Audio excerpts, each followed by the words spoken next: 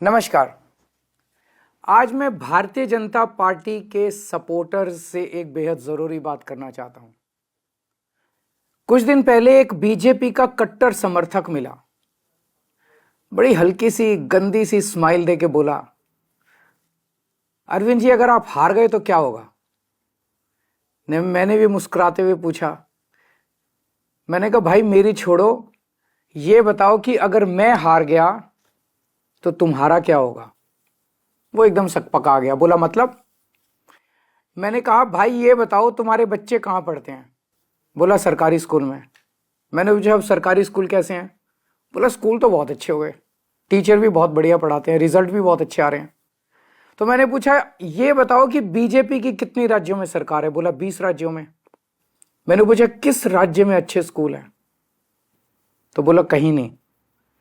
मैंने कहा फिर ये बताओ अगर मैं हार गया तो तेरे बच्चों का क्या होगा। दिल्ली के सरकारी स्कूल फिर से कबाड़ा हो जाएंगे। बोला हाँ ये बात तो है। मैंने पूछा बिजली आती है 24 घंटे। बोला हाँ आती है। मैंने पूछा बीजेपी के किस राज्य में 24 घंटे बिजली आती है। थोड़ा सा सोच के बोला कहीं नहीं। मैंने पूछा तुम्हारा बिजली का बिल कितना आता है। बोला 0। मैंने पूछा और यूपी में जहां बीजेपी की सरकार है वहां लोगों का बिजली का बिल कितना आता है। बोला जी वहां तो हजारों रुपए महीना आता है। मैंने कहा तो भैया ये बताओ अगर मैं हार गया तो तेरा क्या होगा। दिल्ली में फ्री बिजली, फ्री पानी, फ्री इलाज, अच्छे स्कूल, 24 घंटे बिजली, महिलाओं की फ्री बस यात्रा, ये तो सब बंद हो जाएंगे। कम से कम हर महीने 25,000 रुपए की चपत लगने लगेगी। है 25,000 रुपए देने को। बोला जी मेरी तो 1 लाख रुपए महीने की तनख्वाह है, उसमें भी गुजारा नहीं होता, 25,000 रुपये महीना तो कहाँ से लाऊंगा। मैंने कहा तो फिर बीजेपी भूल जाओ, राजनीति भूल जाओ, पॉलिटिक्स भूल जाओ, अपनी सोचो, अपने परिवार की सोचो। ये सोचो कि अगर केजरीवाल हार गया तो तुम्हारा क्या होगा। वो संतुष्ट हो गया। बोला सर मैं इस चुनाव में तो आपको वोट दे दूंगा पर मैं बीजेपी नहीं छोड़ूंगा। मैंने भी मुस्कुरा के कहा भाई जैसी तेरी मर्जी।